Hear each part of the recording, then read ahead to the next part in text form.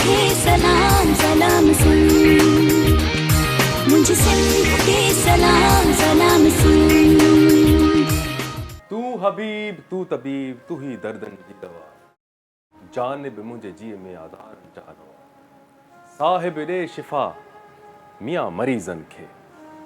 सुबुह जे पहर आसिफ सियाल जो ऐं मूंसां गॾु आहिनि अज़रा ख़ान। अज़रा। असांजो सलाम क़बूल पे प्रोग्राम सलाम सिंध जी ट्रांसमिशन पे। बिल्कुलु, ऐं सभिनी खे मुंहिंजे तरफ़ां ऐं आसिफ जी तरफ़ां गुड मॉर्निंग बि।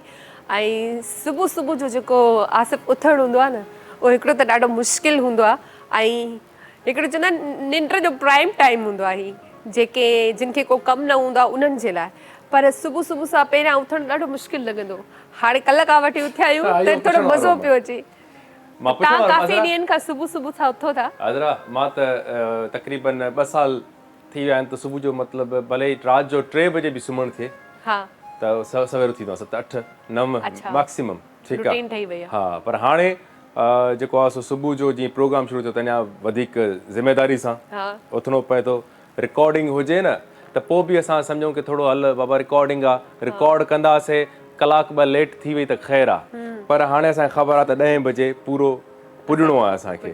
तव्हांजो फर्स्ट प्रोग्राम हो कल्ह ऐं अॼु, तव्हां कहिड़े तरीक़े सां उथियो? मार सां उथियो या अलार्म सां उथियो? न मां मार सां उथी हुयमि, न अलार्म सां उथी हुयमि, पाण ई उथी हुयमि। पर मतिलबु हिकिड़ो इहो हुयो त कल्ह पहिरियों ॾींहुं हो त पोइ उन सोच में सॼी राति निंड कोन आई त मतां लेट थी वञे, देरि थी वञे। कल्ह थोरो उथण में मुश्किल थी, अॼु वरी उन खां थोरी घटि थी, वरी शायदि सुभाणे अञा घटि थी। बेटा न जेको माण्हू जेको आहे सो प्रैक्टिस में आहे, लेट राइज़र आहे, त पोइ 2 बजे उथण वारा 7 बजे पिया उथनि। हा, 2 बजे उथंदी हुयमि, कोई कमु न हूंदो, वांदा माण्हू, को कमु न। पोइ हाणे 7 वॻे उथणो थो पवे ऐं त थोरो थिए थो। कल्ह थोरी ज़्यादा मतिलबु तकलीफ़ थी, अॼु थोरी घटि थी, सुभाणे मुंहिंजे ख़्याल में अञा घटि थींदी, हफ़्ते खां पोइ सफ़ा न थींदी। बिल्कुलु। ऐं सुबुह जे उथण जा फ़ाइदा बि त आहिनि न। हा, इलाही फ़ाइदा आहिनि। माण्हू फ्रेश थो रहे, एक्टिव थो रहे। ऐं जीअं मां चयो त लतीफ़ सरकार जे बैत सां मां इन जे करे बि आगाज़ कयो की असां जेतिरो सवेर सुम्हंदासीं फितरत सां जुड़ियल हूंदा आहियूं असां। इहा असांजी माना नेचुरल रूटीन इहा आहे की माना माण्हू सवेर उथे ऐं कोशिशि करे जीअं सांझ थिए थी, सांझ में ई उते माण्हू मानी वानी खाई छॾे 9-10 बजे। पॉसिबल त न आहे 9-10 बजे, कराची जहिड़े असां माहौल में रहूं पिया, हार्ड आहे, इलाही ॾुखियो आहे।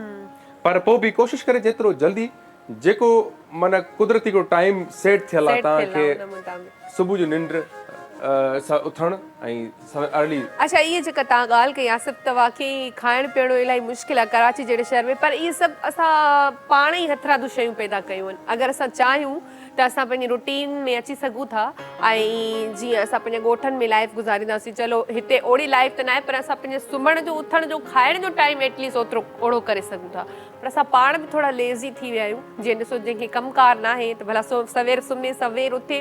उहो ई माण्हू जेको आहे लेट सां सुम्हे बि थो, उथे बि थो, त उहे सुबुह वारी सभु नेमतूं गवाए थो छॾे। मतिलबु जेको सुबुह सुबुह सां चवंदा आहिनि रिज़िक बि अलाह साईं जे तरफ़ां ॾिनो वेंदो आहे, उहो बि तव्हांजी नमाज़ बि वई, रिज़िक बि वियो। उन खां पोइ जेके कुदरती शयूं असांखे मिलंदियूं आहिनि, विटामिन डी उस मां मिलंदी आहे, ताज़ी हवा मिलंदी आहे, असां सभु उहे मतिलबु पोयनि खे ॾेई करे पोइ उथंदा आहियूं। तव्हांजी विटामिन डी सही आहे?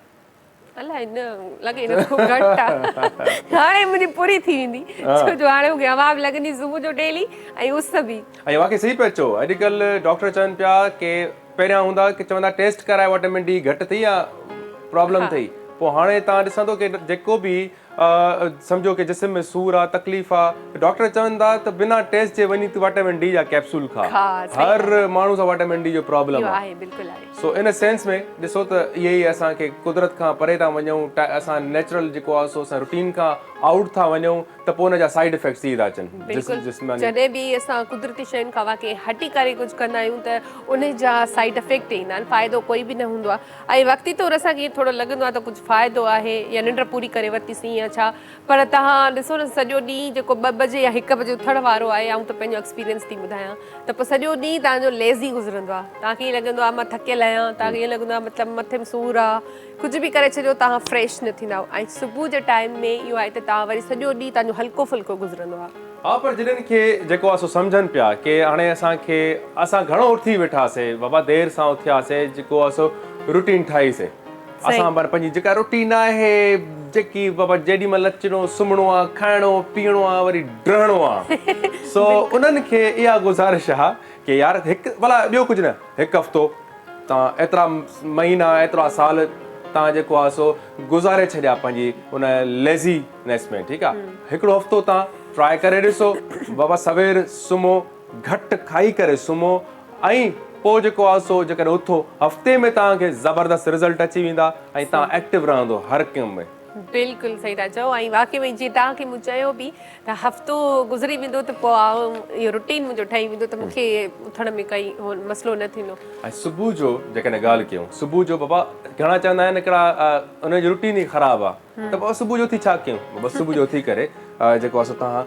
सुबुह जो वेही रहो बीह रहो सुम्हो न सुबुह जो अच्छा सुबुह जो माना तव्हां पहिरियां उथो था त मां चवां थो त पहिरियां जेको आहे सो तव्हां जीजल अख़बार ज़रूरु पढ़ो ठीकु आहे जीजल अख़बार पढ़ण जा इलाही फ़ाइदा आहिनि तव्हां हिकिड़ो पंहिंजे माण्हुनि जे वरी मुल्की हालात सां खां वाक़ुफ़ु रहो था उन खां पोइ जेको आहे सो तव्हांखे पंहिंजनि माण्हुनि जी ख़बर पए थी ऐं जीजल अख़बार मां हिन जे करे प्रिफर कंदो आहियां माण्हुनि खे चवंदो आहियां बार बार रिकमेंड कंदो आहियां की यार जीजल अख़बार ई आहे जेका तव्हांखे पंहिंजनि माण्हुनि जी ख़बर ॾिए पई कंहिं बि मतिलबु कंहिं बि जेको आहे सो ॻोठ या कंहिं बि नंढे नंढे टाउन जी तव्हांखे ख़बर पए तव्हांखे खपे थी त मां सम्झां थो की वॾा वॾा चैनल्स ई ॾिसो पिया ठीकु आहे उन्हनि खां तव्हांखे पंहिंजे ॻोठ जी ख़बर न मिलंदव यकीन कयो त पोइ तव्हांखे जेकॾहिं पंहिंजनि माण्हुनि जी ख़बर वठणी आहे त पोइ जीजल जहिड़ो ऑप्शन त तव्हां वटि आहे ई कोन सो सुबुह जो उथी अख़बार पढ़ण जो मज़ो ई ॿियो आहे बिल्कुलु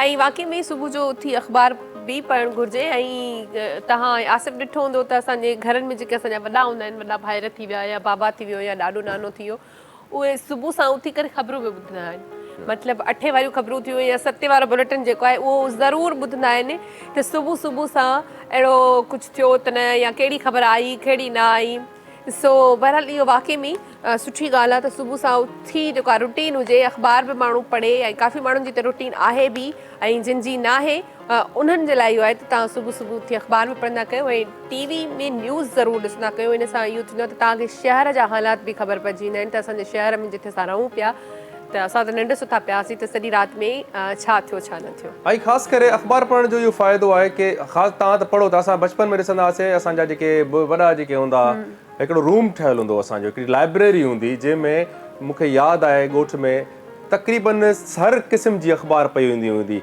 भले तव्हांजी इंग्लिश पई हूंदी उर्दू पई हूंदी सिंधी पई हूंदी हर अख़बार पई हूंदी पोइ छा कंदा उते असां जॾहिं वेंदासीं पोइ असांजा जेके बि वॾा हुया उन रूम में सभु जमा थींदा उते जेको आहे सुबुह जो उथी करे अख़बारूं पढ़ण में शुरू थी वेंदा अख़बारूं पढ़ंदा त असांखे उहा शइ मूंखे अट्रैक्ट कंदी त यार हे छा था कनि पोइ उहा रीस ईंदी ऐं उहा रीस जेका आहे त उन थोरो घणी जेका असांखे आदत पई उन्हनि खे ॾिसी करे पई केतिरी सुठी आहे उन में इहो आहे की तव्हांजी हिकिड़ी नॉलेज में इज़ाफ़ो थिए थो ठीकु आहे ऐं जेकॾहिं तव्हांजो नंढपिण खां ई तव्हां जेकॾहिं इहा आदत विझो था पाण में त तव्हांखे अॻिते हली इन जा फ़वाइद ॾाढा ज़बरदस्त मिलंदा तव्हांजे इल्म में इज़ाफ़ो थींदो यकीनन बिल्कुलु ई सही आहे ऐं अच्छा ॿी हिकिड़ी ॻाल्हि ॿुधायांव त अख़बार पढ़ण सां वॾे में वॾो फ़ाइदो जेको आहे न उहो तव्हांजी सिंधी ॾाढी सुठी थींदी आहे जिनजी सिंधी थोड़ी कमज़ोर हुजे उहे अख़बार पढ़नि अख़बार पढ़ण सां या चलो न्यूज़ त असां ॿुधी वठंदो पर अख़बार पढ़ण सां इहो फ़ाइदो थींदो आहे त तव्हांजी लैंग्वेज जेका पंहिंजी सिंधी आहे उहा ॾाढी सुठी थींदी आहे मतिलबु तव्हां पॉलिश थी वेंदो ऐं ज़रूरत बि आहे सिंधी जेका आहे काफ़ी स्कूल्स में त पढ़ाई कोन थी वञे सिंधी ॿारनि खे लिखणु कोन थी अचे पंहिंजो नालो कोन था सिंधी में लिखी सघनि सो ॿियूं ॿोलियूं त चलो ठीकु आहे पर पंहिंजी मादिरी जेका ॿोली आहे असांखे उहो न विसारणु घुरिजे ऐं जेतिरो थी सघे असां पंहिंजे ॿारनि खे सिंधी तालीम बि ॾियूं असांजो फोकस ॿियनि ॿोलियुनि ते घणो हूंदो आहे सुठी ॻाल्हि आहे ज़ाहिरी ॻाल्हि आहे जंहिं मुआशिरे में असां रहूं था उहो बि उन्हनि लाइ ज़रूरी आहे पर सिंधी में जेको आहे न उहो चवंदा आहिनि न त मानी ॾाढी सुठी खाराई पर चांहि कोन प्यारी हे उहो मिसाल थी वेंदो त अगरि सिंधी नथी अचे ॿार खे त माना असां चवंदासीं कुझु अचेसि ई कोन थो पढ़ी कोन थो सघे पियो कंहिं सिंधी टीचर त असांखे इहो ई चवंदो बिल्कुलु ॿोली काई बि हुजे पर पंहिंजी माना शनाख़्त असां पंहिंजे माहौल असां पंहिंजे जॾहिं राइश असांजी रहणी करणी दोस्त यार हिकिड़ी कम्यूनिटी अहिड़ी में उथिया वेठा हुआसीं त ज़ाहिर वॾो असरु पियो असांजी लैंग्वेजिस ते सो पंहिंजी ॿोली जेका आहे सो हुनजी ज़ेर ज़बर शद मद जेका बि आहे उनखे करेक्ट कंदा रहियो. इवन मां जॾहिं पोइट्री कुझु ॻाईंदो आहियां त मुंहिंजी कोशिशि हूंदी आहे मिस्टेक्स बि कयूं काफ़ी. सो असां मां चवंदो जेको टच में माण्हू न रहंदो आहे त पोइ इहो नुक़सानु त पोइ इहो हिकिड़ो वॾो हिकिड़ो असां सां प्रॉब्लम आहे. एडमिट करणु खपे. मां पाण एडमिट कयां थो त पोइ मां जॾहिं बि पंहिंजे जॾहिं म्यूज़िक करणु वेंदो आहियां या पोइट्री त पोइ हिकिड़े सुठे कंहिं लेखक खे विहारींदो आहे त मुंहिंजी जेको आहे सो करेक्शन कयो. ऐं ऐब न आहे बिल्कुलु तव्हांखे नथी अचे तव्हां पुछी सघो था. ईअं न फील करे त माण्हू अञा जो मसइलो ठाहे छॾे त बाबा न मां शुरू खां ई ॼम ते ॼाम हुयमि. ईअं न आहे. ऐं पुछणु खपे. हा जेके पुछंदा आहिनि न चवंदा आहिनि पुछणा ते न मुंझणा त जेको असां कुझु पुछी कंदा आहियूं न त असांखे उन में पुछणा न मुंझणा माना सिराइकी ॻाल्हाईंदे वे मिड़े कॾहिं कॾहिं ईअं सोलंकी मिसाल आहे. हा सिराइकी ॻाल्हाईंदा आहिनि सोलंकी. मूंखे त कोन ईंदी आहे पर इहा त हाणे ग़लति ॻाल्हि आहे. हाणे एॾी सारी ॿोली हाणे मां सिराइकी ॻाल्हाईंदुसि त पोइ कॉलर्स असांजा चवंदा इनखे सिंधी चङी आहे बसि सिराइकी न ॻाल्हाए. तव्हां शुरू कंदो तव्हांखे सिराइकी जेकी जेतिरा असां वटि अथनि एतिरा सिंधी बि कोन अथव. न साईं बादल. न त असां सिराइकी प्रॉपर ॻाल्हायूं त असां वीचारे जो टंगू भाऊ बणी छॾियो. सो बहरहाल ब्रेक जो बि टाइम थियो आहे. ब्रेक वठूं भला. सो व्यूअर्स हलूं था असांजो पहिरियों ब्रेक प्रोग्राम जो. ऐं हिन ब्रेक खां पोइ तव्हां सां मुलाक़ात साॻी रहे कंटिन्यू रहूं ऐं वञिजो महिरबानी करे काॾे बि न. ॾाढो मज़ो कंदासीं. मिलूं था ब्रेक खां पोइ. मुंहिंजे सिंध खे सलाम सलाम मुंहिंजे सिंध खे सलाम सलाम खुशामदीद भलीकार ऐं once again welcome after this short commercial break. So दोस्तो असां हिकु दफ़ो ॿीहर तव्हां सां वरी जुड़ी विया आहियूं ऐं असां सां गॾु असांजा महिमान बि जुड़ियल आहिनि. हाणे अची विया आहिनि हिन सेट ते ऐं फर्दर हाणे बिना कंहिं देरि जे असां हज़रा महिमाननि जो तारुफ़ थी वञे. बिल्कुलु असां सां गॾु आहिनि मिसिस शाह. उन खां पोइ जेको आहे असां सां गॾु आहिनि वाजिद हुसैन.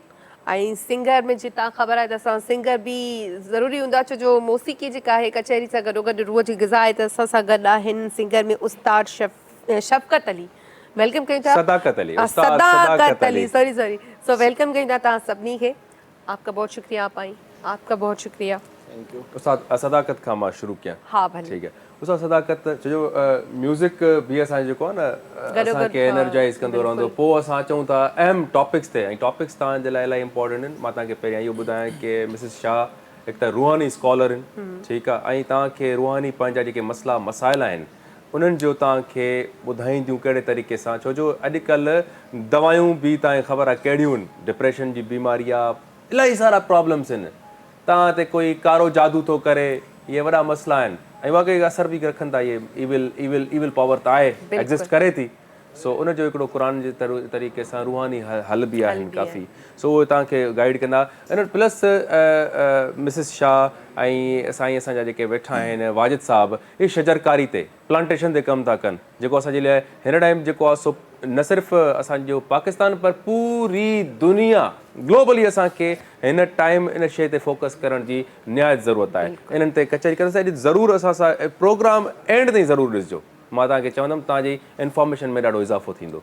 ऐं मां अदा सदाकत खां पुछां पियो. अदा सदाकत भलीकार तव्हां कयूं था सखर खां आया हो असांजे लाइ.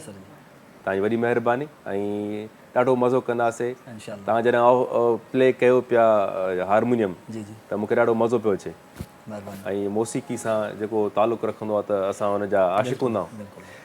ऐं तव्हां सां कचहरी कबी. ऐं मूंखे पहिरियां इहो ॿुधायो की कीअं माना तव्हांखे कॾहिं अहसासु थियो की हाणे मूंखे ॻाइणु खपे.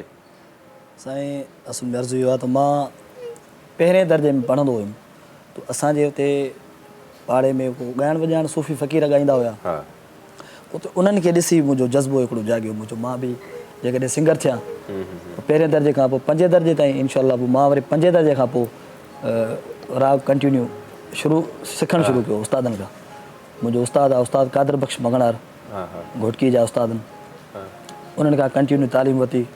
माना तव्हां कलम पकड़ण जे बजाए तव्हां पहिरियों माइक पकड़ियो पहिरें दर्जे. हा पहिरियों माइक पढ़ंदा बि रहियासीं 5 दर्जे ताईं. उतां शुरूआति कई मां ॻाइण वॼाइण जी. पोइ स्कूल मां फरार थी वियो. स्कूल मां फरार बादल साईं बि असां जेको आहे अॼु सफ़ा रंग अहिड़ो पातो अथई सफ़ा भले हेॾे होॾे ॾिसां थो रुॻो इहो रंग मूंखे केरु खणी थो वञे ठीकु आहे हिकिड़ो रंग वरी पोइ गाना अहिड़ा थो ॻाए त जेको असांजो महिमान थो अचे ॾींहुं थो ॾिसे बिल्कुलु ऐं साईं फ़क़ीर एहसान साईं ऐं अॼु ढोलक ते मोहम्मद अली नायक एहसान साहब असां सां गॾु आहे अॼु ढोलक जो बि ॾिसूं कहिड़ो कमाल अॼु ॾेखारे थो ठीकु आहे अॼु हारमोनियम बि आहे कीबोर्ड बि आहे ढोलक बि आहे सो पाण कचहरी पंहिंजी कंटिन्यू कयूं था अचूं था मिसिस शाह खां जी अच्छा जीअं तव्हां पहिरियां ई सभिनी खे ॿुधाए चुका आहियो त अॼु जेको आहे खोड़ सारा सवाल असां रूहानी हवाले सां बि कंदासीं ऐं प्लांटेशन जेका आहे उहा त इलाही ज़रूरी आहे पर पहिरियां वणकारी जे हवाले सां ॻाल्हाईंदासीं ऐं पहिरियों सवाल जेको हिननि कयो हूंदो त हिननि जी जेका हिकिड़ी मुहिम हिननि शुरू कई आहे वणकारी जी प्लांटेशन की आपने एक शुरू की है वो तो क्या सोच के आपने आपका एक इदारा है बाकायदा जो इस पे काम करता है क्या सोच के आपने इस फील्ड में मतलब अपने आप को सिलेक्ट किया कि मुझे भी इस फील्ड का हिस्सा बनना चाहिए है या प्लांटेशन से हमें क्या फ़ायदा मिलता है? अल्हम्दुलिल्लाह रब्बिल आलमीन वस्सलातु वस्सलाम अला सय्यदी अंबियाल मुरसलीन। तमाम सुनने वाले और देखने वालों पे अल्लाह की रहमत हो। सबसे पहले शुक्रिया अदा करती हूँ सिंध चैनल का जिन्होंने हमें इतने प्यारे मौजू के लिए और इतने अच्छे 14 अगस्त के महीने में हमें बुलाया, जश्न आज़ादी के महीने में बुलाया। तो आपके सवाल का जवाब ये है कि क्या सोच कर, बेसिकली मैं रूहानी स्कॉलर हूँ, मजहबी स्कॉलर हूँ, 25 साल से खिदमत खल्क कर रही हूँ रूहानी शक्ल में। तो इंसानों के लिए कम वक्त में ज़्यादा से ज़्यादा किस तरह काम कर सकती हूँ। अभी जो मुस्तकबिल में करोना हुआ, करोना में बहुत सारी अमवात हुई ऑक्सीजन ना होने की वजह से, सिंध में बहुत सारी अमवात हुई। उसकी मेन वजह यह है कि हमारे यहाँ ऑक्सीजन सिलेंडर्स में भी कम थी और इन्वायरमेंट में भी कम थी। मतलब बीमारी की जब वबा आती है तो माहौल के अंदर ऑक्सीजन कम हो जाता है। हमारे शहर कराची में, सिंध में शजरकारी जितनी होनी चाहिए, जितने अशजार होने चाहिए, बहुत कम हैं। तो लॉकडाउन में ये फ़ैसला किया कि 25 साल से खिदमत खल्क वैसे तो कर रही हूँ मगर और शॉर्टकट में कम वक्त में ज़्यादा लोगों के लिए कैसे खिदमत कर सकती हूँ। तो मैंने शजरकारी की मोहब्बत तो थी ही, उनसियत बहुत ज़्यादा थी। फिर इस ग्रुप से वाबस्तगी हुई, ग्रीन हैंड वेलफेयर पाकिस्तान से हुई। इनके साथ इसलिए मुंसलिक हुई कि 61 ग्रुप शहदाने करबला की याद में बनाया गया। 61 ग्रुप 61 हिजरी में वाक़या करबला हुआ था। तो वाक़या करबला में इमाम हुसैन और शहदाने करबला ने जो अपनी शहादतें दे के दीन को फल दिया है, फल दिया ही, जो दीन फल रहा फूल रहा है उन्हीं की कुर्बानियों का फल है। तो उन फलों के लिए हम क्या कर सकते हैं, तो उसकी निस्बत से हमने फलदार दरख्त लगाने का अज़म किया, जिसके बानी पीर मोहम्मद अरशद साहब हैं। फिर हम लोग ग्रुप हैं, ये पंजाब से तर्जुमान है, मैं सिंध से तर्जुमान हूँ। हम पौधों की एक्टिविटी करते हैं अस्पतालों में, मतलब आपका मसाजिद में, जो है पूरे पाकिस्तान और 8-10 ममालिक में और भी है। तो कितने अभी तक आप दरख्त लगा चुके हैं? कमोबिश मतलब इन्होंने जैसे बताया हज़ारों की तादाद में, मतलब मुझसे अगर पूछेंगे तो मैं सिंध में 1000 दरख्त तो लगा चुकी हूँ। वेरी गुड, 1000 दरख्त अल्हम्दुलिल्लाह, जो कि अभी ग्रो पे हैं। जी हम आते हैं, कंटिन्यू करेंगे। कॉल वठूं अज़रा? बिल्कुल कॉल वठो। सो कॉलर असां मौजूद आहे। अस्सलाम वालेकुम। वालेकुम सलाम जी केरु ॻाल्हायो पियो ऐं किथां पियो ॻाल्हाए? अदा उस्मा भी ॻाल्हायां मिठी थर पार्कर खां। अदी कीअं आहियो तव्हां? ठीकु ठाक? जी जी अल्हम्दुलिल्लाह, अदा असां ठीक आहियूं, तव्हां ॿुधायो? अल्हम्दुलिल्लाह बिल्कुलु ठीकु ठाक। जी अदा असां इज़रा सां ॻाल्हाईंदासीं। जी हा। हेलो अस्सलाम वालेकुम। अस्सलाम वालेकुम। जी जी मां बिल्कुलु ठीकु आहियां, तव्हां ॿुधायो? जी जी बिल्कुलु मां ठीकु आहियां। छा नालो ॿुधायो तव्हां? अस्मा। अस्मा। अस्मा किथां ॻाल्हायो पिया? मिठी थर पार्कर खां। मिठी थर पार्कर खां। कुछ कुछ याद अचे तो? कॉलर तव्हांजा बिल्कुल सो सुठी ॻाल्हि आहे ऐं ख़ुशी थिए थी मूंखे ज़ाहिर ॻाल्हि। कल्ह बि मुंहिंजो कॉलर कॉल कई, अॼु बि तव्हां कॉल कई, त सुठी ॻाल्हि आहे। ऐं प्रोग्राम डेली ॾिसंदा आहियो सलाम सिंध? जी जी असां कॉलेज ॾींदा आहियूं, कॾहिं हूंदा आहियूं घर त ॾिसंदा आहियूं, न त पोइ कोन ॾिसंदा आहियूं। न सुठी ॻाल्हि आहे। ऐं ज़ाहिर ॻाल्हि आहे पहिरियां जेको आहे पढ़ाई, उन खां पोइ ॿिया कम। ॿियो कुझु चवणु चाहींदो? जी मां चवंदसि अदा आसिफ खे मूंखे कोई सॉन्ग ॿुधाए। सॉन्ग ॿुधाए? ओ मां तव्हांखे बिल्कुलु ॿुधाईंदुमि आसमा, थैंक यू। तव्हां जेको आहे सो फरमाइश कई ऐं मां तव्हांखे बिल्कुलु सॉन्ग ॿुधाईंदुमि, पर लास्ट में, छो जो असां वटि महिमान वेठा आहिनि, ॾाढी दिलचस्प कचहरी कंदासीं, ठीकु आहे? उन खां पोइ ज़रूरु ॿुधाईंदुमि। डन थियो, प्रॉमिस। ओके ओके, मेहरबानी जी। आप आपने कहा कि आप 1000 दरख्त लगा चुकी हैं पुनसिन में, तो कहाँ कहाँ, किस शहर में लगाया है या किसी अभी एक? तो फिलहाल सिंध में, हैदराबाद में कुछ दरख्त लगाए थे। अभी हम अस्पतालों में, आई थिंक वो मसाजिद में, नंबर आपके पास एस्टिमेट होना चाहिए, डेटा होना चाहिए कि कितने नंबर लगाए आपने दरख्त। हम मसाजिद में लगा चुके हैं फ्री ऑफ कॉस्ट, स्कूलों में लगा चुके हैं, गवर्नमेंट स्कूल तक में हम लगाते हैं। और जितनी जगह पर लगा, जहाँ पे गवर्नमेंट का काम है वहाँ पे भी करते हैं। शजरकारी हमने वहाँ की है जहाँ पे समझ लें कोई आमदरफ्ती भी बहुत कम होती होगी, उस जगह पर भी, क्योंकि ऑक्सीजन तो तमाम जगहों पर है। सही। तो स्कूलों में, मसाजिद में, अस्पतालों के अंदर, और जितने भी तालीमी इदारे हैं, चाहे वो कानूनी इदारे हों, चाहे वो मेडिकल से रिलेट हों, जहाँ पर भी शजरकारी की ज़रूरत होती है वहाँ हम फ्री ऑफ कॉस्ट फलदार दरख्त लगाते हैं। बहुत अच्छा काम कर रहे हैं। अगर ऑक्सीजन की जो आपने बात कही ना, ऑक्सीजन की जब बात करते हैं तो हमें कोरोना का वो टाइम याद आता है जब ऑक्सीजन पैसों पे मिल रही थी, पैसों पे भी नहीं मिल रही थी, अदा पैसों पर भी नहीं मिल रही थी जी। सबसे कीमती चीज है सांस लेना, सबसे इब्तिदाई चीज है सांस लेना, माँ के पेट से लेके आखिरी दम निकलने तक सांस लेना। फ्री में हमें मिलती, जहाँ से वो हम कटाई में शुरू कुछ चंद पैसों की लागत। जी जी बिल्कुल। कॉल भी आए, कॉल बेटा। अस्सलाम वालेकुम। वालेकुम सलाम। शहर कंबर खां स्मार्ट सनावलाए गोपान तो ॻाल्हायां। अदा गोपांग साहब कहिड़ा हाल आहिनि, ख़ुशि आहियो? अल्लाह पाक जी महिरबानी, फाइन फिट आहियूं। तव्हां ॿुधायो था साईं, ख़ुशि आहियो? ज़बरदस्त ज़बरदस्त। प्रोग्राम में शामिल थी विया हो त छा शेयरिंग कंदो, छा वंडींदो? हा, सभ खां पहिरियों त मां पंहिंजी फेवरेट होस्ट खे दिलि जी गहराइनि सां वेलकम कंदुमि, अज़रा खे ऐं वलीकार महिरबानी सां ॻाल्हाइणु चाहींदुमि। जी जी जी, कीअं आहियो सनाउल्लाह, ठीकु आहियो? अल्लाह जो करम लॻो पियो आहे। वॾे अरसे खां बाद तव्हांखे सिंध टीवी ते ॾिठो आहे ऐं तव्हांखे असांखे ॾाढी ख़ुशी थी रही आहे, माशाल्लाह। महिरबानी महिरबानी जी। ऐं टॉपिक जे हवाले सां मां चवंदुमि, जेका असांजी पूरी सिंध में आहे, असांखे माना दरख़्त वण वग़ैरह लॻाइणु घुरिजे। उन मां असांजो जेको माहौल आहे उहो बि फ्रेश रहंदो ऐं सुठो रहंदो। सही। सो वण पोखियो ऐं पंहिंजी ज़िंदगी खे सुठो साफ़ बणायो। सही। तव्हां घणा वण पोखिया आहिनि? असांजे घर में माशाल्लाह ॿेर आहे ऐं निम जो वण बि आहे ऐं माशाल्लाह असां वण पोखींदा आहियूं, पार्क बि आहे। माना सनाउल्लाह उहो त वॾनि पोखिया न, तव्हां घणा पोखिया आहिनि? मां ॿेर पोखी आहे पंहिंजे घर में। सही आहे, इहो बि कंट्रीब्यूशन काफ़ी आहे। सही आहे, कुझु न कुझु त कयो अथव न, माना इहो भलो आहे। जी जी जी जी बिल्कुलु, ज़िंदगी में कुझु करणु घुरिजे न। सही सही ॻाल्हि आहे। बिल्कुलु। ऐं हिकु सॉन्ग मां ॿुधाइणु चाहींदुमि। हा बिल्कुलु ॿुधायो। सॉन्ग आहे तर चने शाल पवार ढोला मारू मुसो पर चने शाल पवार, पर चने शाल पवार ढोला मारू मुसो पर चने शाल पवार, ओ पर चने शाल पवार ढोला मारू मुसो पर चने शाल पवार। ऐं जेके बि सभु ॿुधी सनाउल्लाह गोपान जा खोड़ सारा सलाम यादि मदद। सनाउल्लाह अहिड़ा सुर कढियई न त पोइ परचे ई माण्हू त पवार पवार तॾहिं त कोन था परचनि न। तमामु बहितरीन कोशिश, मज़ाक था कयो पर भलो ज़बरदस्त। हाँ बिल्कुल। अच्छा, वाजिद साहब भी गॾु आहिनि त उन्हनि खां बि पुछंदासीं, आपने कितने लगभग अभी तक दरख्त लगाए? सबसे पहले तो मैं आपका शुक्रिया अदा करूंगा कि आपने हमें यहाँ पर मदऊ किया और हमें अपना पैगाम लोगों तक पहुँचाने का जो मौका फराहम किया। जहाँ तक आपने दरख्तों की बात की कि हमने कितने दरख्त लगाए, तो हम बेसिकली पंजाब गुजरात से आए हैं। अच्छा। हम वहाँ पर 3 साल पहले हमने ये ग्रुप शुरू किया। सिंध में हमें तकरीबन साल सवा साल हुआ है। पंजाब में इस वक्त हम तकरीबन कोई ऐसा हमारे अपने सिटी में पूरे डिवीज़न में तो कोई ऐसा स्कूल कॉलेज या सरकारी अदारा नहीं है, हॉस्पिटल हो गए या आप जैसे भी कोई भी अदारे हैं, पुलिस के बड़े जो अदारे होते हैं, जहाँ पे ग्राउंड हमें मिल जाए, जहाँ पे जगह मिल जाए, जहाँ पे पानी मिल जाए पौधों को, जहाँ पर जो वहाँ पर मुलाजमीन है इस काम के लिए वो उनकी केयर करें।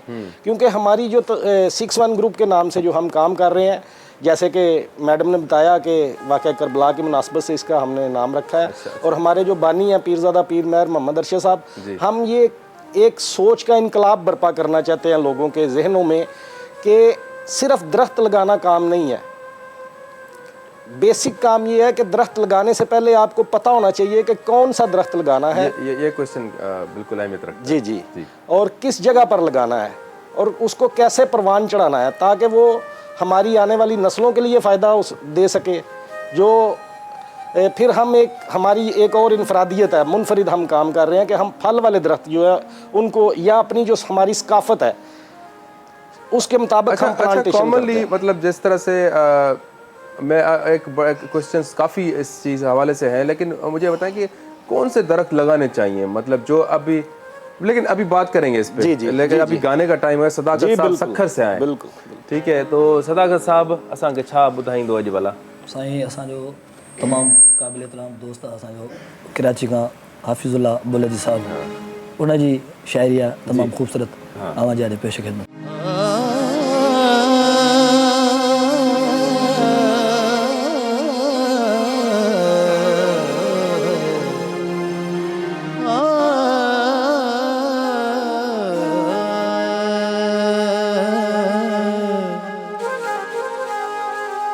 जिंदगी गम गुबार में गुजरी, जिंदगी गम गुबार में गुजरी, सोच में विचार में गुजरी, जिंदगी गम गुबार में गुजरी, जिंदगी गम गुबार में गुजरी, सोच विचार में गुजरी, जिंदगी गम गुबार में गुजरी।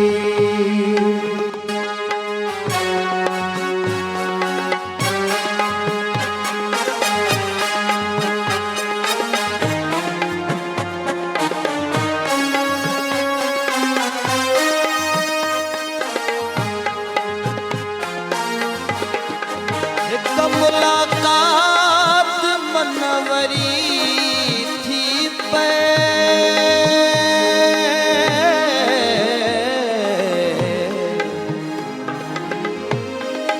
एक मुलाकात मनवरी थी पे, अध उम्र इंतजार में गुजरी, अध उम्र इंतजार में गुजरी, सोच में विचार में गुजरी, जिंदगी गम गुबार में गुजरी।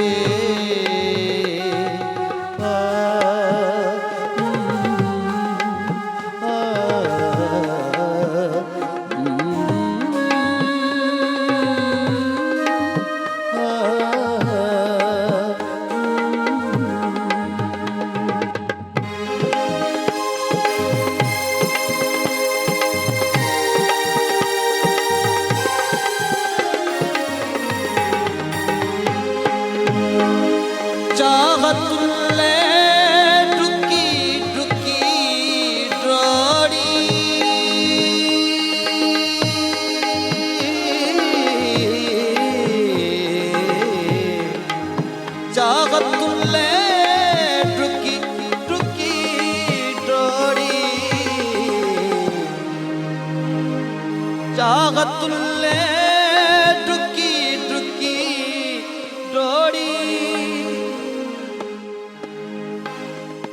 चाहतुल्ले टुकी टुकी डोरी, वक्त वेरी दयार में गुजरी, वक्त वेरी दयार में गुजरी, सोच में विचार में गुजरी, जिंदगी गम गुबार में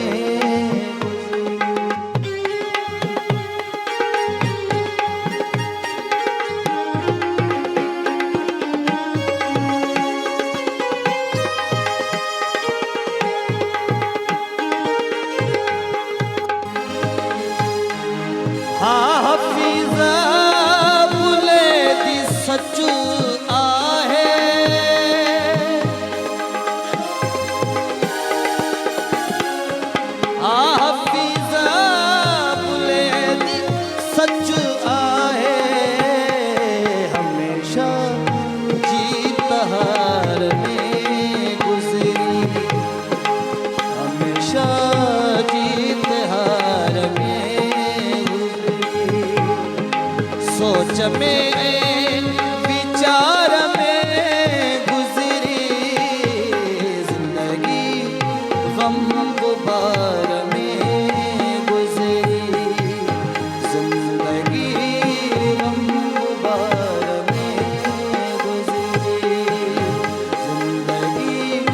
गम गुबार में गुजरे।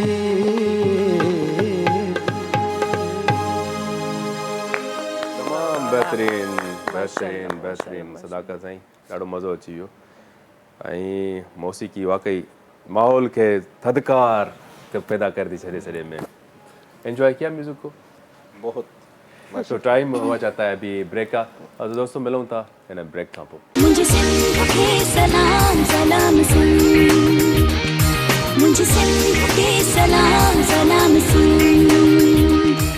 भलीकार भलीकार भलीकार दोस्तों, एक दफ़ो ॿीहर तव्हांखे भलीकार पिया कयूं। सलाम सिंध जी हिन ख़ूबसूरत ट्रांसमिशन में असांजा ख़ूबसूरत सुठा सुठा महिमान वेठा आहिनि, ऐं जेके तव्हांजे लाइ खोड़ सारियूं इंफॉर्मेशन खणी आया आहिनि ॿूटनि जे हिसाब सां, ऐं जेको आहे सो माहौलियात जे हिसाब सां, ऐं रूहानी हिसाब सां।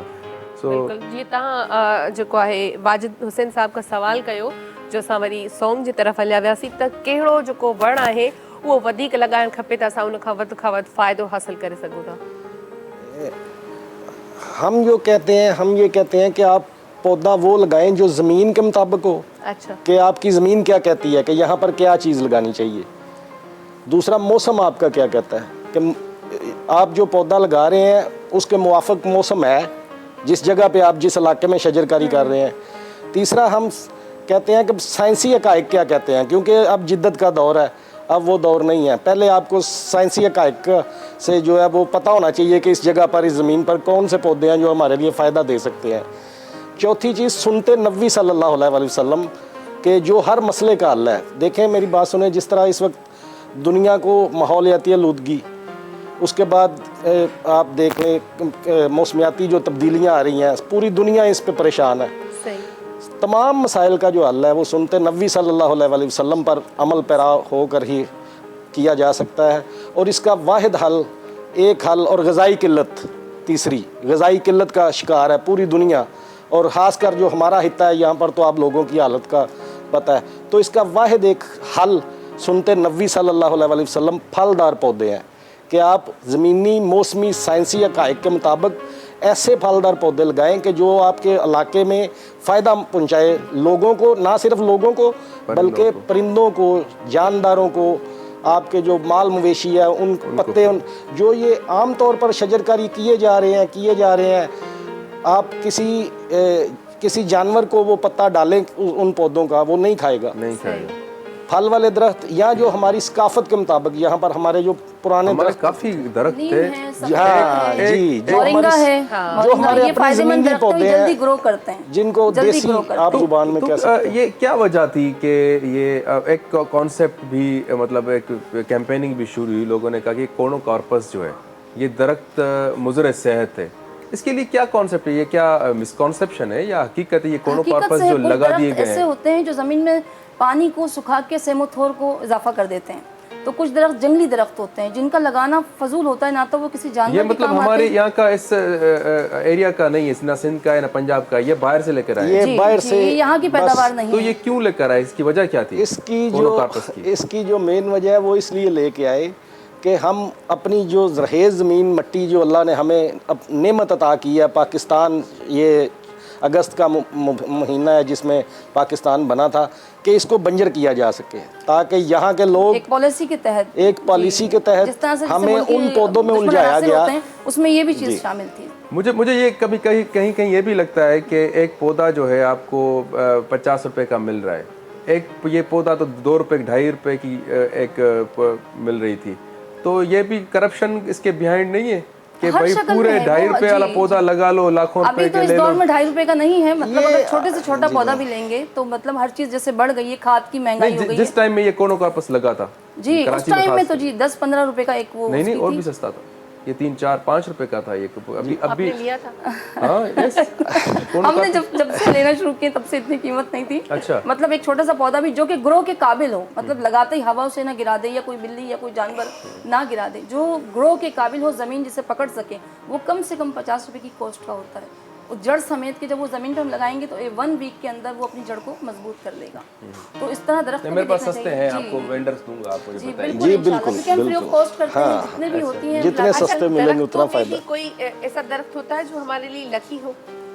जी बहुत सारे, जैसे मुबारक दरख्त मोरिंगा को कहा जाता है, जैतून के दरख्त को कहा जाता है, इंजीर के दरख्त को, जिनका जिक्र कुरान करीम में है, ये मुबारक दरख्त ये अजरा जो है ना वो मनी प्लांट की बात कर रही है जिसमें पैसे ये आते मनी हैं। प्लांट ये उर्फ आम में ऐसे है, हकीकत से इसका कोई ताल्लुक नहीं है, इंग्लिश पौधा है ये। और ये जब जिस तरह की बात हम सोचते हैं, अल्लाह ताला ब्लेसिंग भी वैसे ही देता है। क्यों कहते हैं अच्छा सोचो अच्छा होगा, तो लोगों ने एक कॉन्सेप्ट बना लिया है, वरना मैंने कई गरीब आबादियों में मनी प्लांट को बहुत ग्रो करते हुए देखा है। आबादी गरीब थी, तो जो ये सोच है खाली फ़कत सोच है, इसका हकीकत से कोई ताल्लुक नहीं। और यही चीज़ इस्लाम हमें मना करता है कि तो हम परस्ती है, किसी चीज़ को किसी चीज़ से मंसूब कर देना, क्योंकि जो रब है वही सब है। बिल्कुल ये वाइब्स मिलती हैं जी, वाइब्स मिलती मतलब जिस तरह हैं। अगर से आपको कोई बीमारी है तो आप उससे रिलेट कोई पौधा रखें, आपको कोई डिप्रेशन है आप उससे रिलेट पौधा रखें। कुछ पौधे ऐसे होते हैं, ये इंडोर प्लांट्स हैं। इंडोर प्लांट्स रूम में रखने चाहिए हमें, बिल्कुल रखने चाहिए इंडोर प्लांट्स। ऑक्सीजन या एलर्जी की प्रॉब्लम्स जो चलती हैं, नज़ला आप उसको जुकाम, देखेंगे भी तो आपको जो है ना एक गुड फील्स होगा और एक अच्छा एहसास जागेगा। तो इंडोर प्लांट्स जो होते हैं उसकी अफादियत यही होती है कि उसको चलते फिरते जितनी बार हम देख रहे होते हैं, सब चीज़ अल्लाह का जिक्र कर रही होती है। जब अल्लाह की जिक्र शुदा चीज़ को हम देखेंगे तो कुदरती तौर पर ब्लेसिंग हम पे आएगी। सही। ये कॉन्सेप्ट होना चाहिए। जिस तरह से हम घर में एक खिड़की लगाते हैं ये सोच के कि इससे उजाला और रोशनी आएगी, उसके साथ अगर हम ये भी सोच लें कि अजान की आवाज़ बहुत साफ आएगी तो एक ब्लेसिंग हो जाएगी हम पे। एक ब्लेसिंग की बात आती है तो आजकल ये नज़र, जी जादू, टोना, जी ये तो मतलब बड़ा कॉमन प्रॉब्लम है। आजकल और जिसको नहीं भी होता तो लेडीज बोलती है मुझे तो है ही है। जी जी जी ठीक है? अच्छा, ये लेडीज नहीं बोलती कि मुझे है, लेडीज तो अपने बेटों के लिए भी कहती हैं, अपने भाइयों के लिए भी कहती हैं। ये बेचारी लेडीज को हस्बैंड्स के लिए बोलती कि है। अगर डॉक्टर के पास आप जाएंगे वो कहेगा बीमारी है, अगर किसी इस हिसाब से आप किसी के पास जाओगे वो कहेंगे आपको तावीज़ है, मैं तो अब क्या आपकी बात ही नहीं कर रहा जरा मैं तो जनरली बात कर रहा। तो वाकई ये है। वो इस पे एक शेर कहूँगी मैं कि दवा काम ना करे तो नज़र उतारती है, माँ है कब हार मानती है। ये तो जो है ना ये नज़र उतारने का कॉन्सेप्ट आजकल नहीं है, ये 1400 साल पहले से ये तो है। कुरान करीम में नज़र बद का जिक्र आ गया। अल्लाह के नबी की बेशुमार हदीसें हैं।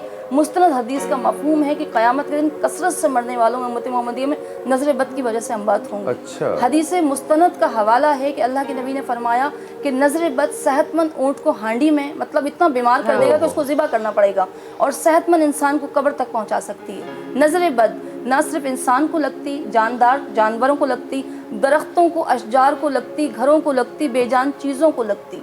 नज़र बद बरहक है, ये अल्लाह के नबी के अल्फाज हैं। तो क्या जिक्र करना चाहिए अभी? तो नजर बद से हम जी, बच नज़र जाए, बद का अभी बेहतरीन प्रोटेक्ट अमल हो है। जिस जाए, तरह क्या से हम पढ़ना दर्द में चाहिए? एक पेन किलर ढूंढते हैं, दर्द में जैसे हमें याद आता है कि पैनाडोल दर्द का हल है, हम ये सोचते हैं। इसी तरीके से नज़र बद का कुरान करीम और हदीस से हमें हवाला मिलता है कि सूरह फल्क और सूरह नास उतनी ही नज़र बद के लिए थी। तो जिसे ये अंदेशा हो, जिसे ना भी हो, उससे वो सिम्टम्स महसूस होते हो कि मुझे नज़र बद है, मेरे काम डाउन हो रहे हैं, मेरी कंडीशन डाउन हो रही है, मेरी एनर्जी लेवल डाउन है, तो वो रोज़ाना सुबह और शाम एक दवा की तरह, बतौर दवा की तरह सूरह फलक और सूरह नास जितनी उसको आसानी हो, चाहे वो 7-7 बार पढ़े, चाहे वो 11-11 बार पढ़े। अगर कोई मरीज़ बिस्तर से लगा हुआ है तो वो 21 मरतबा सूरह फलक, 21 मरतबा सूरह नास पानी पे दम करे या फिर डायरेक्ट मरीज़ पर दम करे, तो जो है नज़र बिल्कुल उतर जाती है। और काफ़ी औरतें जो है वो टोट के, जब तक मरीज़ को अफाका नहीं होता, हम दवा भी तब तक खाते हैं जब तक हमें शिफा नहीं मिलती, तो दम भी तब तक करें जब तक आपको अफाका नहीं होता। नजर के लिए वो काफी वो मिर्चें जलाना, ये करना, नमक, ये सही है। पिटकड़ी बहुत सारी चीज़ों से उतारते हैं। देखिए मैंने आपसे कहा ना, जिस तरह हम सोचते हैं, तो हमारे ये पाकिस्तान के अंदर, हिंदुस्तान, एशियंस लोग कुछ चीज़ों का इस्तेमाल करते हैं। हर जगह है ये तो, करी पत्ता, वो बहुत सारी अच्छी चीज़ों वाइब्स पे आ जाती कॉन्सेप्ट हैं। कर लेते हैं। रूहानी तौर पे और शरई तौर पे नज़र उतारने का तरीक़ेकार ये है कि सूरह कौसर का दम किया जाए 5 बार, सूरह फलक, सूरह नास। बाकी कुछ नानी दादियाँ अगर करती हैं, उस साबित मिर्चों को लेके उस पर से उतार के जला दी जाती हैं, ये सोच के कि ये बीमारी इसकी ख़त्म हो जाएगी। इस तरह तो हम कई अद्वियात भी इस्तेमाल करते हैं। सही, ये बिलीव होता है उनका, ये कॉन्सेप्ट है। देखिए हमने अल्लाह को देखा नहीं है मगर मानते हैं कि अल्लाह है।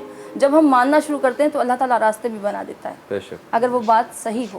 बेशक। अच्छा, जैसे किसी को नजर बद तो हो गई, लेकिन जैसे इन्होंने कहा ब्लैक मैजिक या जैसे जादू कर देते हैं लोग, जाहिर से पता है किसी की कामयाबी से जलते हैं या किसी के कुछ हिसाब से जादू जहाँ हो जाता है, हमें कैसे पता चले कि हम पे जादू हुआ है? जादू जहाँ हो जाता है वहाँ पे दवाइयाँ असर नहीं करती, कोशिशें असर नहीं करती, आपकी कमाई में, आपकी सेहत में, आपकी बातों में, आपके रिश्तों में बरकत ख़त्म हो जाती है। आपकी तमाम चीज़ें स्टॉप हो जाती हैं। जी, स्टॉप हो जाती हैं। होती सब हैं, जैसे रिश्ते भी हैं मगर उनमें आपस में इत्तेफाक नहीं है, दवाइयाँ भी हैं उनमें शिफा नहीं है, पैसे भी हैं उनमें बरकत नहीं है, ये तमाम चीज़ें होती हैं। कुछ लोग आउट ऑफ कंट्रोल हो जाते हैं, उनकी हरकत और सकनात को देख के लगता है कि पढ़े लिखे भी हैं मगर अपनी कैफियत में नहीं है, ये समझदार बाशऊर भी हैं मगर अपनी कैफियत में नहीं है। तो मतलब गुस्से की कैफियत होती है, बीमारी की कैफियत होती है, मामलात को ख़राब करने की कैफियत होती है। ये डिपेंड करता है कि उस पर जादू किस नवैयत का कराया गया है, माशी हवाले से कराया गया है, मोहब्बत के हवाले से कराया गया है, दुश्मनी के हवाले से कराया गया, तो उसको असरात भी वैसे ही मुरत्तिब होते हैं जिस शक्ल में जादू कराया जाता है। उसका तोड़ क्या है आसान? उसका आसान तोड़ ये होता है कि इंसान कोशिश ये करे, बींगा मुस्लिम कोशिश ये करे कसरत से वज़ू रखे, क्योंकि वज़ू करने से जितने पार्ट्स हमारे धुलते हैं वो तमाम के ऊपर से नेगेटिविटी उतर जाती है। एक ये डोज समझ के वज़ू, जितनी बार आप हाथ धो रहे हैं पूरा वज़ू कर लें। उसके लिए इसके लिए भी यही है कि सूरह फलक सूरह नास का इस्तेमाल रखें, शहद का इस्तेमाल रखें अपनी ग़िज़ा में, जैतून का इस्तेमाल रखें अपनी ग़िज़ा में, बिलखसूस अजवा खजूर जिस शख्स पे जादू और टोना, जिस पे नज़र बद या कोई ऐसी बीमारी हो चुकी हो जो जादू से मुतासर इंसान हो, चाहे जादू कट भी गया हो, तो अजवा खजूर का इस्तेमाल रखे। अल्लाह के नबी की हदीस का मफ़हूम है कि जो शख्स अपने नाश्ते में, सुबह के खाने में अजवा खजूर का इस्तेमाल करता है तादाद में 3, 5, 7, 9 जितना वो आजकल अफोर्ड कर सकता है, तो उससे जादू के असरात ख़त्म होते हैं जिस्मानी तौर पर। ये जादू किस तरह से वर्क करता है और ज़्यादा आपके मतलब जिस्मानी तौर पे किसको हिट करता है? दिमाग को? सबसे पहले दिमाग को करता है, दिल को करता है, ज़बान को करता है, आपके आपसे मुंसलिक हर मामले को करता है। आपसे मुंसलिक चाहे वो रूहानी हो, जिस्मानी हो, मुआशी हो, दुनियावी हो, सियासी हो, जिस हवाले से भी हो, वो आपके तमाम मामलात को डैमेज करता है, वो आपके टाइम को डाउन करना शुरू कर देता है जी। और जिसने जादू का सोचा वो दीन से बाहर हो जाता है। जो जादू करता है वो दीन में शामिल नहीं होता। जो जादू का सोचता है या जादू को समझता है कि जी मुझ पे जादू हो गया, अब मैं किसी जादूगर के पास ही जाऊँ तो इसका हल होगा, तो ऐसी सोच क़तन गलत होती है। हर चीज़ का अल्लाह तबारक व तआला ने हल कुरान करीम में, हदीस मुबारक में रखा है। सही, बिल्कुल। बहुत अच्छी इन्फॉर्मेशन दी और लोगों की यकीनन एक हो गई होगी इस्लाह, और जो भी क्वेश्चंस होंगे माइंड में क्लियर हो गए होंगे। जी हज़रत तव्हां कुछ पुछण चाहियो? इहो त चवां त गानो ॿुधूं उन खां पोइ वरी। ठीक आहे। हाँ, गाने जो टाइम थी वियो आहे, त हाणे तव्हां छा ॿुधाईंदो असांखे? मुंहिंजो मुर्शिद आहे साईं अनवर साईं जानपुर वारो, उन जो सूफ़ियानो कलाम महिमान जी फरमाइश थी। ठीक। हर वेले तांग सजण दी अत बैठी का गोडारा,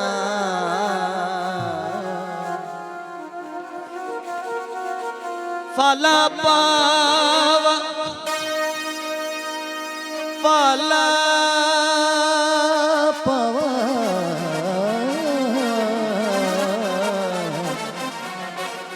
फाला पावा अते का सद भेजा मेरे थीगे निहाल बीमारा,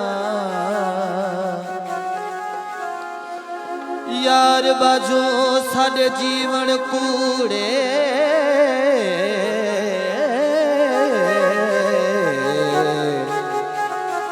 अते अंदर दर्द हजारा, यार फरीदा मैं त इवें रोवा जिवें विछड़ी कूंज कतारा।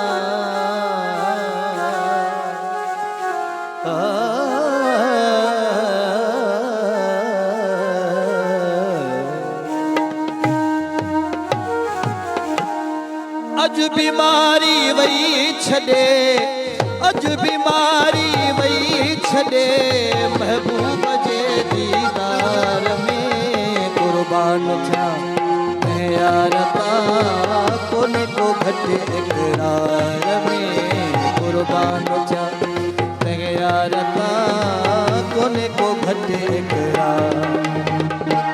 अज बीमारी वई छड़े, महबूब जे दीदार में कुर्बान थिया यार कोने को घट इकरार में कुर्बान थिया यार कोने को घट इकरार में।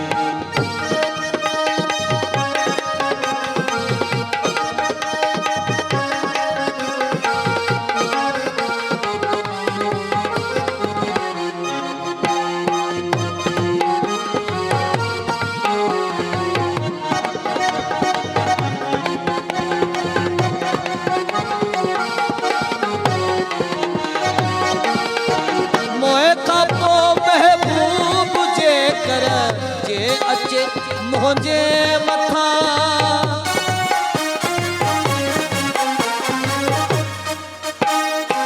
मोए कबो महबूब जे कर के अचे मुझे मथा यकदम उठी सजदो गया यकदम उठी सजदो गया दौड़े हुजा मज़ार में कुर्बान छा यार कोने को घटे इकरार में कुर्बान छा यार कोने को घटे इकरार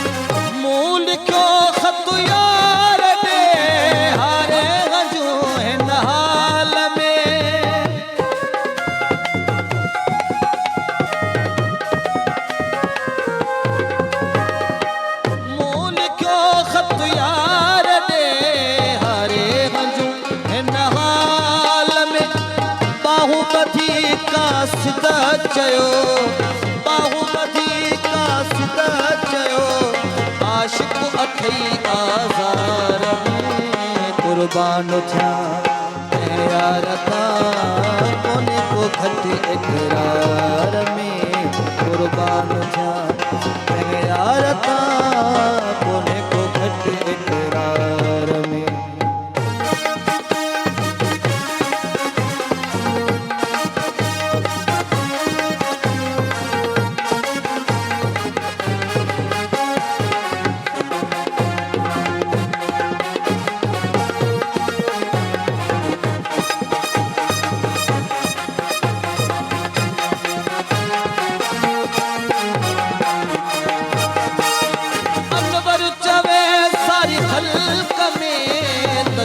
शमा इज़हार छो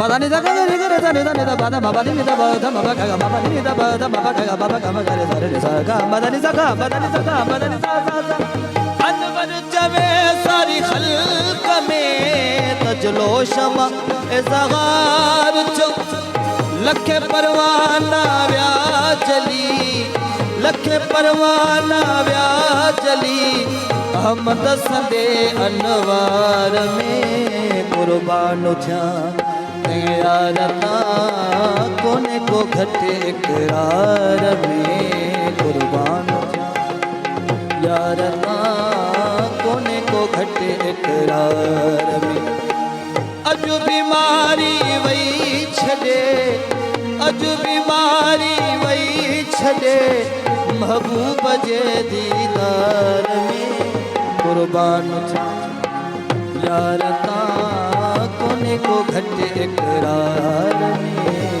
कुर्बान छा यार कोने को घटे इकरार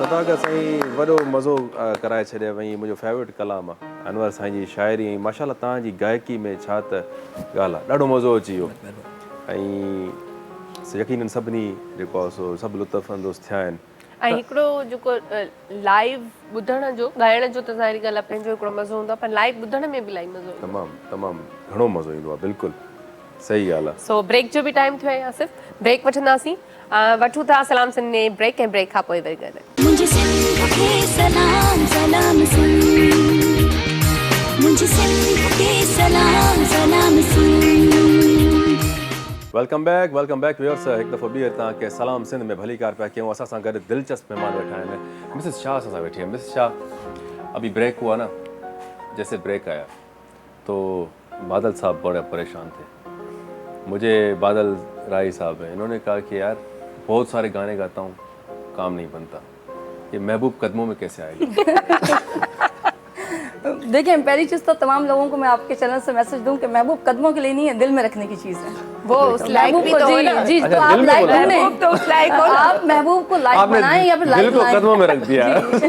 महबूब कदमों में कभी नहीं आता, ये जादू टोने वाले लोग करते हैं, नाकिस लोग जिनके एड्रेस आपको हमेशा कचरा कुंडी पे मिलेंगे, हाँ, बिल्कुल। नालों के ऊपर आजकल लिखे हुए केबल में मिलेंगे, भी अच्छी आ रहे जगह हैं। पे नहीं मिलेंगे इनके आजकल एड्रेस। केबल पे भी आ रहे जी, हैं। तो ये गंदी जगहों पर एड्रेस लिखे होंगे, कभी भी मुस्तनद और कोई रूहानी और कोई मजहबी शरई बंदा ये नहीं कहे कदमों में, कदमों के नीचे सिर्फ जन्नत है, वो औलाद के लिए बस।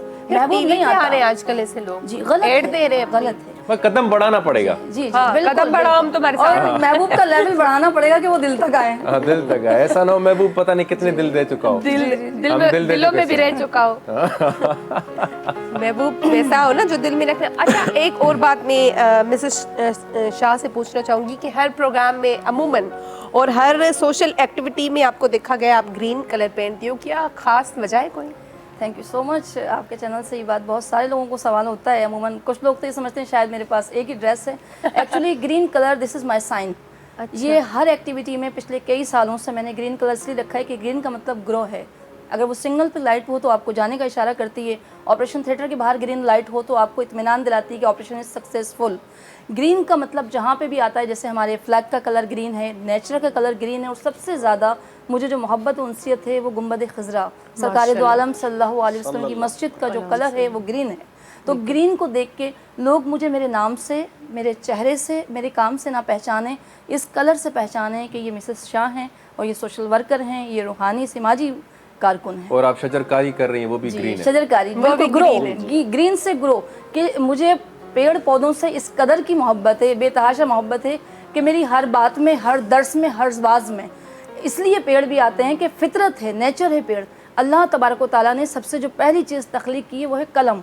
कलम का मतलब दरख्त की लकड़ी, उसी से लिया गया। कलम के बारे में सूरह कलम कुरान करीम में उतार दी। कलम की इतनी अहमियत है। अल्लाह ने अपनी जन्नत को जितना भी लग्जरी किया, जितना भी खूबसूरत बनाया है, वो दरख्तों से, फूल पौधों से बनाया है। मिसेस शाह, बहुत अच्छी बात कही आपने। और इंसान जो है हमेशा अपना इंटरेस्ट देखता है। जी, ठीक है जी, हमेशा देखता है कि सवाब की लालच में ही जी, जी, अच्छी बिल्कुल, बातें करो, बिल्कुल, वो भी बिल्कुल, करो, लेकिन जी, अभी ये क्लाइमेट चेंज पे नहीं करेंगे कि हमारे नुकसान कितना हो रहा है, जमीन को, हमारे सांसों को, हमारे सेहत को कितना नुकसान आ रहा है। लेकिन इनको थोड़ा सा सवाब भी बता दें कि पौधे लगाने का सवाब मैं इस क्या है। तरफ क्यों आई, तो मैं आई इसी तरफ कि ये कम वक्त में एक ऐसा काम है जो मल्टीपल असर करेगा, माहौलियात पे असर करेगा, इन्वायरमेंट पे असर करेगा, लोगों के लिए काम होगा, चरिंद परिंद हर जानदार पे पौधे की मौजूदगी का असर होता है। सबसे बड़ी बात तो ये वो ब्लेसिंग है जो मरने के बाद तक काम आएगी। इसका साया कब्रों तक जाएगा। वो पेड़ों के लिए मैं एक चीज़ कहती हूँ कि बस फ़कत इसी बात पे झगड़ा है मेरा दुनिया से कि पेड़ के साये को फल क्यों नहीं कहा जाता। कि जो लोग पेड़ का जो साया होता है ये भी एक फल है।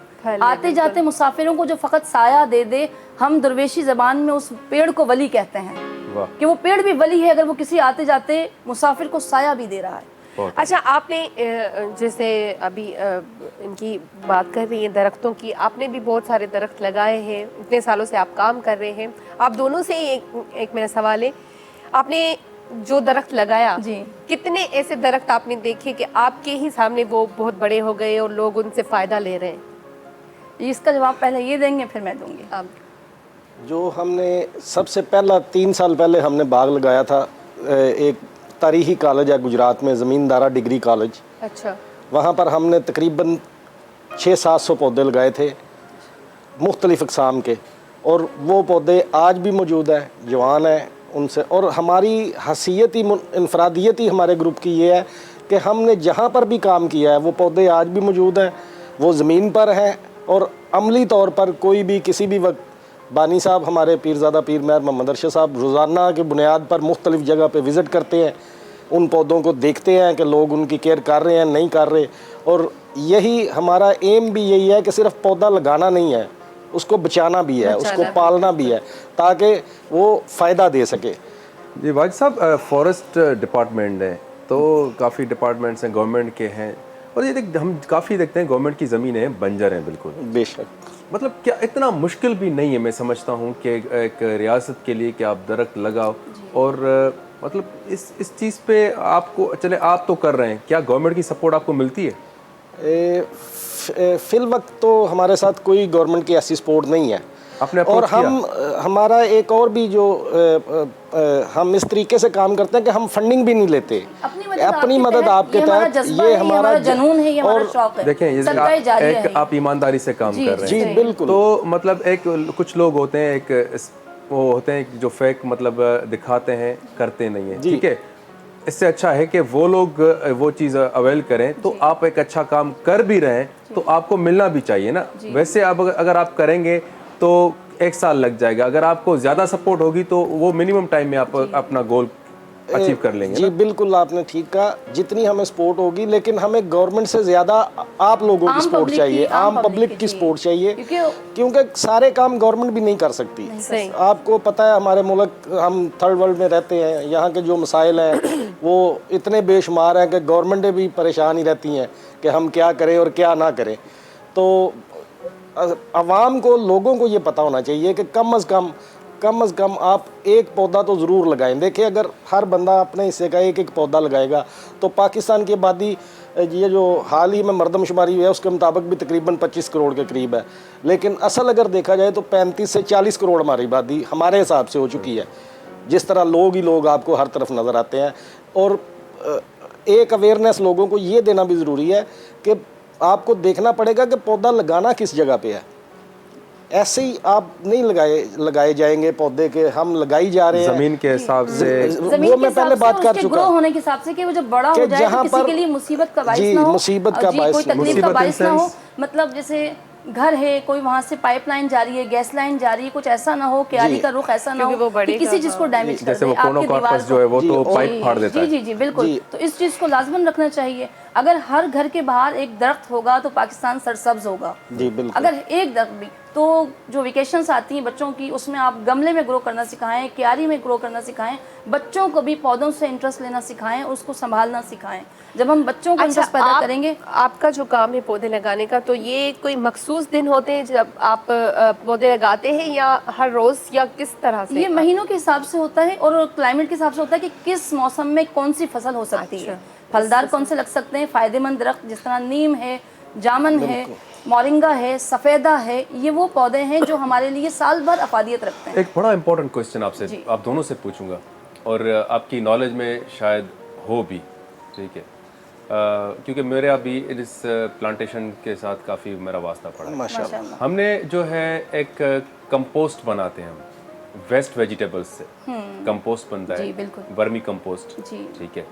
अभी जो है वाशिंगटन डीसी में एक लॉ जो है पास हुआ है, जो इंसान जो है मर जाता है, ह्यूमन कंपोस्ट बन रहा है। इस पे मैंने रिसर्च देखी थी। ह्यूमन कंपोस्ट बन रहा है, जो इंसानी जो बॉडी से वो खाद बनाना, वो बना रहे। काफ़ी जो मजहबी लोग हैं इसको डिस्करेज कर रहे हैं और इस पे प्रोटेस्ट कर रहे हैं कि ये इंसान की बेहुरमती है। लेकिन काफ़ी लोग हैं जो इसको कह रहे हैं कि ये तो भाई मैंने तो वसीयत कर दी। काफ़ी लोगों ने वसीयतनामा लिख दिया है कि मैं मरने के बाद भी उस मिट्टी में जिंदा होकर के पौधा बनना चाहता हूँ। तो आप इसको मजहबी हिसाब से किस तरह से एग्री करेंगे, अच्छी चीज़ है या गलत चीज़ है? ये बड़ा क्वेश्चन है। मजहबी सवाल तब पैदा होता है कि शरीयत उस बारे में क्या कह रही है। शरीयत ने हमें तमाम चीज़ें पहले ही सिखा दी। शरीयत कहती है कि बीइंग अ मुस्लिम, जब कोई हमारे यहाँ मर जाता है उसको ज़मीन के हवाले कर दिया जाता है, उससे कोई प्रोसेस अमल में नहीं लाया जा सकता। अगर कोई और रिसर्च कहती है तो वो एक अलग दुनियावी सोच है, मगर शरई तौर पे मैं आपकी बात और वसीयत भी शरीयत कहती है कि जायज़ की जाए, नाजायज़ वसीयत पे अमल दरामद। इस बात पे आता हूँ जी। मरने के बाद तो आपको क्या पता कि इस जगह पे हो सकता है कि जो पौधे लगे हुए हैं या हम बैठे हुए हैं 5-10 साल 1000 साल पहले यहाँ पे लोग हों या वो प्लांटेशन हो जाए। कंपोस्ट तो ह्यूमन का वैसे भी बन जाता है, हड्डियों को छोड़ के, दांतों को छोड़ के। देखें तो एक अलग बात है, सैलाब आया, बहुत सारे लोग मर गए, एक शख्स खुद से दरिया में जाके छलांग लगाएगा तो ये खुदकुशी। मतलब कंपोस्ट तो ह्यूमन का बन जाता है, वैसे भी बन जाता है, वो एक अलग जी, वो तो बनाना पड़ता है क्योंकि कुदरत का अमल है। हम खुद से करेंगे तो ये शरीयत में हमारी छेड़छाड़। लेकिन इंसानी बॉडी मतलब जो है अगर वैसे भी वेस्ट हो रही है, उसका खाद अच्छा बन रहा है और पौधे मतलब खिल रहे हैं, तो मतलब आसिफ इस हक में है। देखिए, दुनियादार सोच एक अलग चीज़ है और शरीयत इसको एक अलग शक्ल देती है। तो शरीयत के मामलात में ना तो कभी हम हंसी मजाक कर सकते हैं, ना अपनी राय कायम कर सकते हैं। ये नॉलेज है, ये मैं वही पूछ रहा हूँ कि शरीयत क्या कहती है। ये नॉन मुस्लिम्स की रिसर्च है और कुछ रिसर्च ऐसी होती है जो मुस्लिम इसको नहीं, deny वहाँ करते के जो मजहबी लोग हैं वो भी इस बात को काफी इस मना करें कि ये disagree गलत है, करेंगे, हर शरीयत मजहब में नहीं है। गलत है ये। जी, हर मजहब में लेकिन गलत वहाँ के कुछ लोगों का ख्याल है और कानून मैं भी पास हुआ मजहबी है। स्कॉलर होने के नाते मैं मजहबी पॉइंट ऑफ व्यू से बात Reject करूंगी। करेंगे आप। जी बिल्कुल। जी बिल्कुल। और इससे पहले मैं एक बात करना चाहूँगा, जैसे आप पहले बात कर रहे थे, एक हमें इस चीज़ को भी मद्देनज़र रखना चाहिए कि जो पौधे हम लगाते हैं, कई दफ़ा आप देखेंगे रोड पे जाते हुए आप माशाल्लाह मुशाहिदा कीजिएगा कि ऊपर बिजली की तारें गुजर रही होती हैं और नीचे इतने इतने बड़े दरख्त लगा देते हैं कि वो कल को जो है वो हमें सोचना पड़ेगा, जगह देखनी पड़ती है कि आपको देखना चाहिए कि ऊपर से अगर बिजली की तारें गुजर रही हैं तो आप वहाँ पर वो पौधे लगाएं जो साइज में ज़्यादा बड़े नहीं होते। एक तो मैं ये ऐड करना चाहूँगा, और दूसरा ये जो आप बात कर रहे थे ये मजहबी वाले से, मैडम ने बड़ी अच्छी इसमें बात की है। हम सब इस चीज़ पे ईमान लाते हैं क्योंकि शरीयत से तो कोई ऊपर बात नहीं है। सो बहरहाल हम आते हैं गाने की तरफ। सदाकत साईं, कलाम कहिड़ो था ॿुधायो? साईं मुंहिंजे एल्बम जो तमामु ख़ूबसूरत गीत असांजो दोस्त आहे सखर जो, गुल अहमद पवार साहब, उनजी शाइरी आहे तमामु बहितरीनु।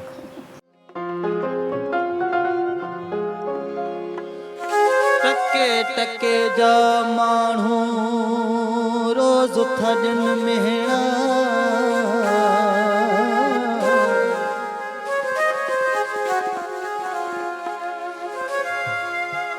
टके टके जा माण्हू रोज़ थॾनि मेहणा,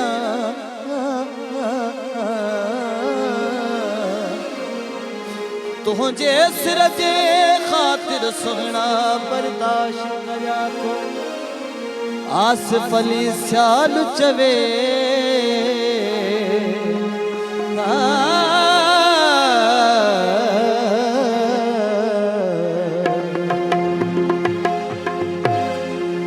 तुंहिंजो सिर थो मारे सुहिणा बर्दाश्त सभु कया थो, तुंहिंजो सिर थो मारे सुहिणा बर्दाश्त सभु कया थो। कमज़र फ़कन गिलाऊं, कमज़र फ़कन गिलाऊं, ॿुधंदो पिरी रहा थो, तुंहिंजो सिर थो मारे सुहिणा बर्दाश्त सभु कया थो, तुंहिंजो सिर थो मारे सुहिणा।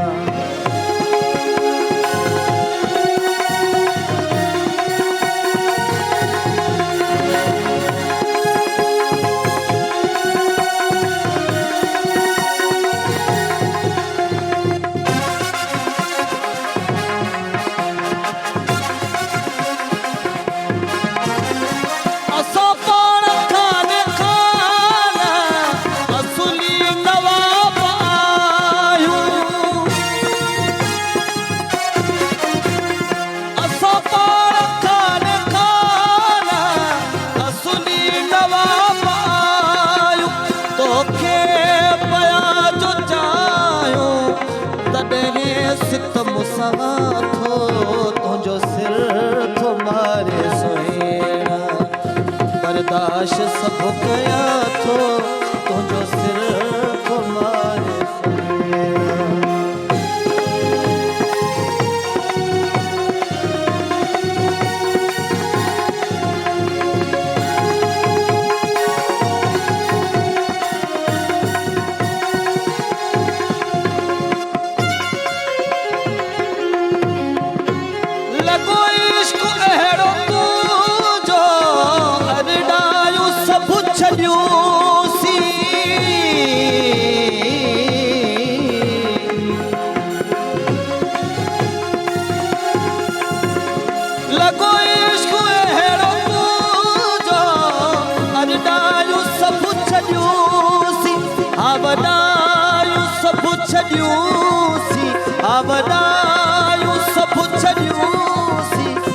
चुपड़ी कयूं बता थो, तुंहिंजो सिर थो मारे सुहिणा बर्दाश्त सभु कया थो, तुंहिंजो सिर थो मारे सुहिणा।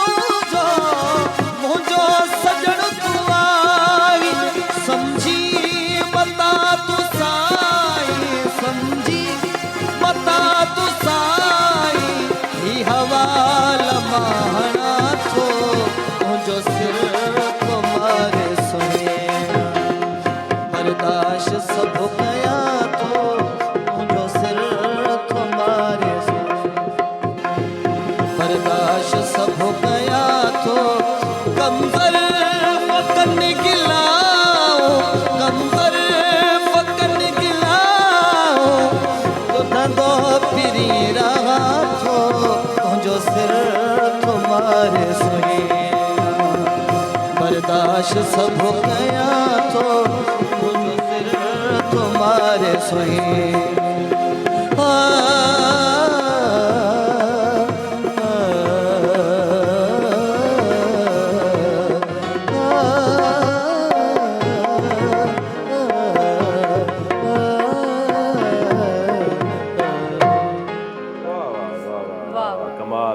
कमाल करे छे सदाकत मज़ो अची वियो ॾाढो।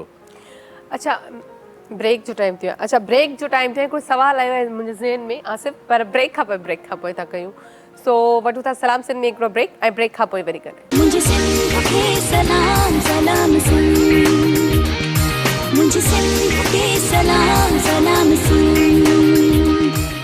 वेलकम बैक व्यूअर्स एक दफ़ो ॿीहर भली कार ऐं असां थोरो म्यूज़िक में अदा सदाकत माशाल्लाह ॾाढो तव्हां मज़ो करायो अथव यकीन कयो तव्हांजो प्लेइंग तव्हांजी वोकल्स ऐं तव्हांजो मिज़ाज ऐं हिकिड़े आर्टिस्ट जेको नफ़ीस काइंड ऑफ आर्टिस्ट हूंदो आहे उहे तव्हां में क्वालिटीज़ आहिनि ऐं अलाह साईं तव्हांखे माशाल्लाह इन जेको अहसासु आहे न वॾो जेको फील आहे असल हूंदी आहे आर्टिस्ट में उहा भले केतिरो बि मां चवंदो आहियां वॾो गायक हुजे ख़ान साहब हुजे पलटा आणे पर जेकॾहिं उनखे अहसासु अंदर में न आहिनि उनजो कंहिं पलटा कम जा ईंदा आहिनि। बिल्कुलु उस्ताद बादल राई साहब एग्री कंदो हिन ॻाल्हि खे मां काफ़ी ख़ान साहब वॾा ॾिठा जेके बाक़ाइदा हेॾां ही पलटा आणनि था पर काई शइ फील न थींदी आहे भई पर जेको हिकिड़ो अहसासु वारो माण्हू जॾहिं ॻाए थो ऐं हुनजो ॿ लफ़्ज़ बि हिकिड़ो ईअं ई गुनगुनाए थो थोरो सुर हेॾे होॾे बि थियनि था उहो बि माना दिलि ते घर थो करी वञे। सो म्यूज़िक अहिड़ी शइ आहे सॼो अहसास जो नालो आहे।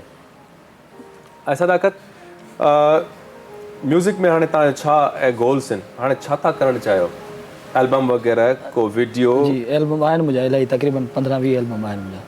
अच्छा एल्बम वग़ैरह ते कमु कयो केतिरा एल्बम्स तव्हांजा आहिनि? तक़रीबन 15 खंदा आहिनि एल्बम। 15 एल्बम कया अथव को वीडियो वग़ैरह ठाहिया अथव? हा वीडियो बि आहिनि बिल्कुलु। अच्छा ही कलाम वीडियो जो ॿुधायो तव्हांखे ज़बरदस्त वीडियोस बि ठाहिया अथव माशाल्लाह ऐं हाणे नेक्स्ट दुआ कयो त अॻे कमु हलंदो रहे। न हलंदो हे त तव्हांजो हलंदो न भॼन लख हा दौड़ंदो वॾी महिरबानी। अच्छा जीअं तव्हां चयो त 15 एल्बम तव्हां ठाहे चुका आहियो माशाल्लाह त इन में एतिरा सॉन्ग्स ॻाइण खां पोइ जीअं आसिफ बि माशाल्लाह सुठो सिंगर आहे त कंहिं सिंगर की शाइरी सां बि दिलचस्पी थी वेंदी आहे त तव्हांखे आहे पाण खे कॾहिं कई आहे?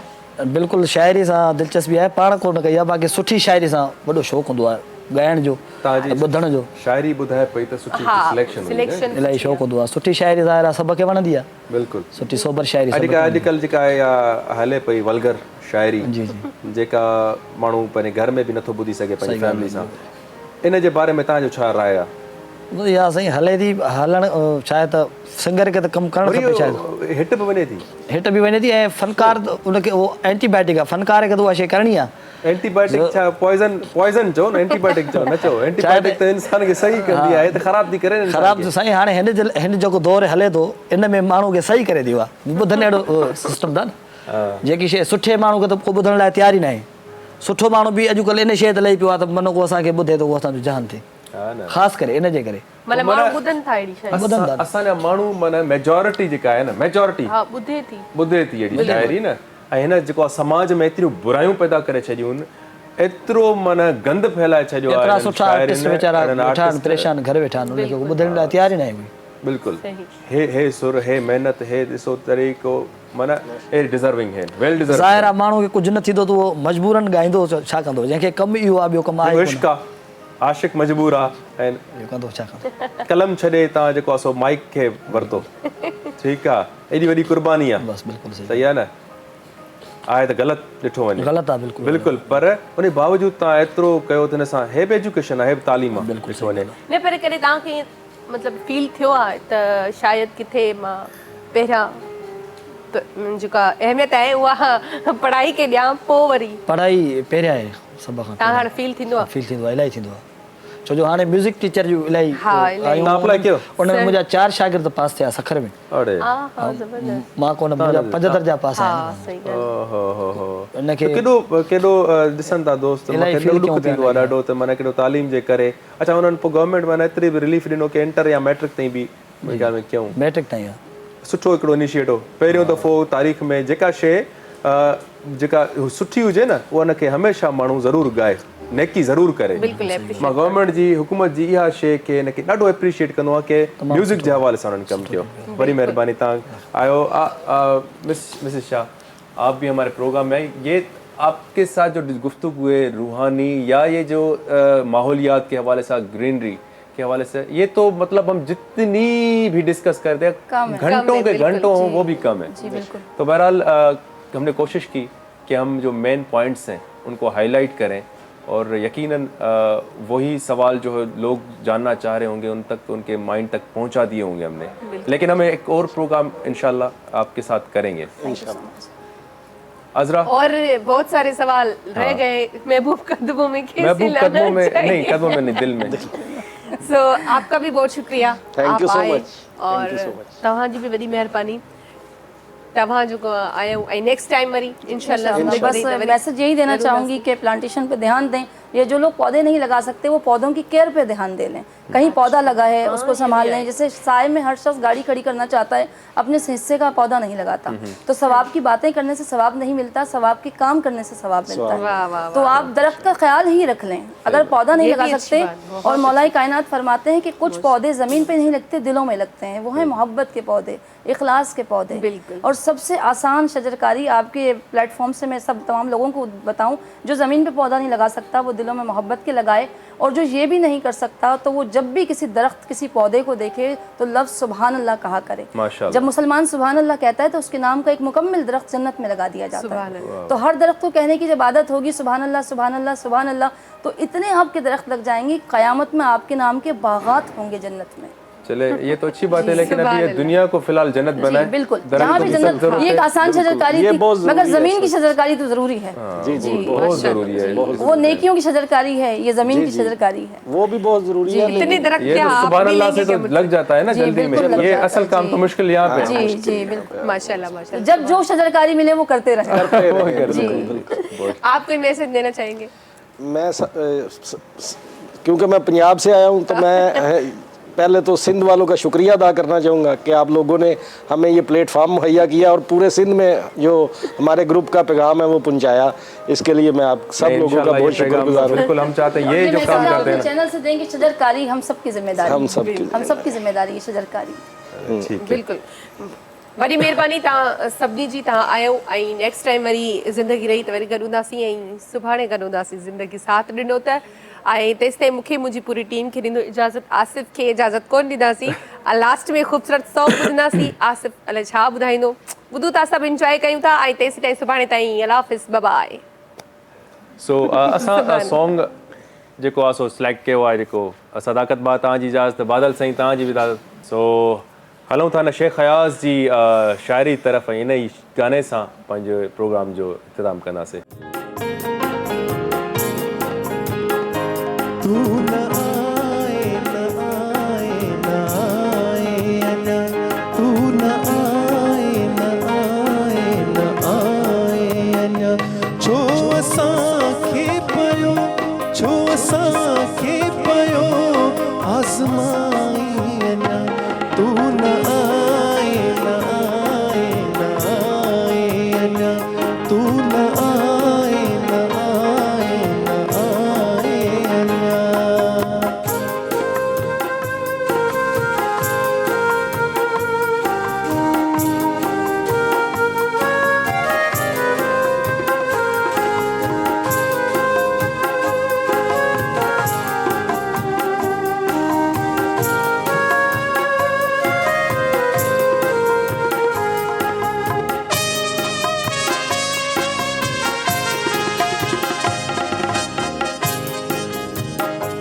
मौत हिकु ताज आजे कॾहिं इश्क में,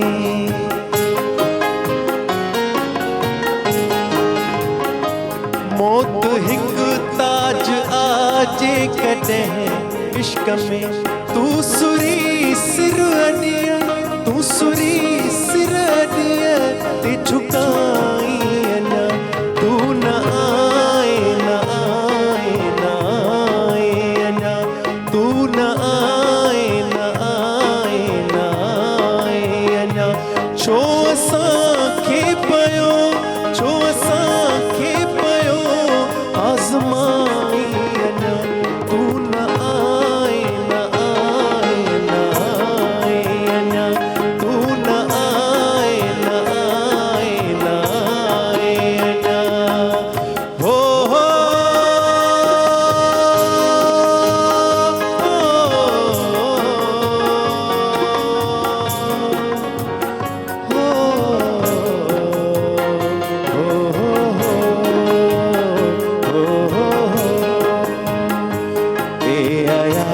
सुख जेवया सेवया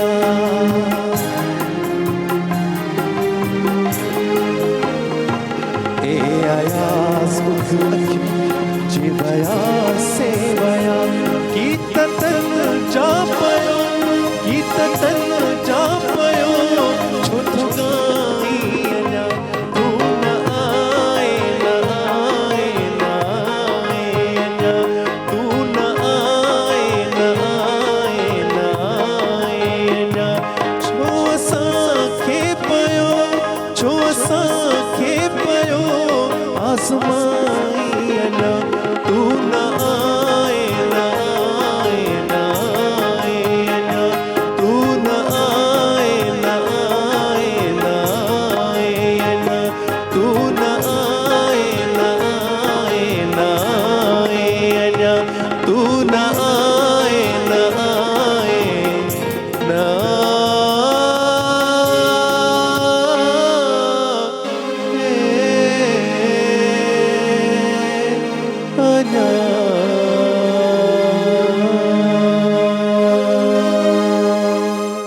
मॉर्निंग शो सलाम सिंध जा तमाम एपिसोड्स ॾिसो हाणे HD क्वालिटीअ में विज़िट करियो असांजो YouTube channel Sindh TV HD।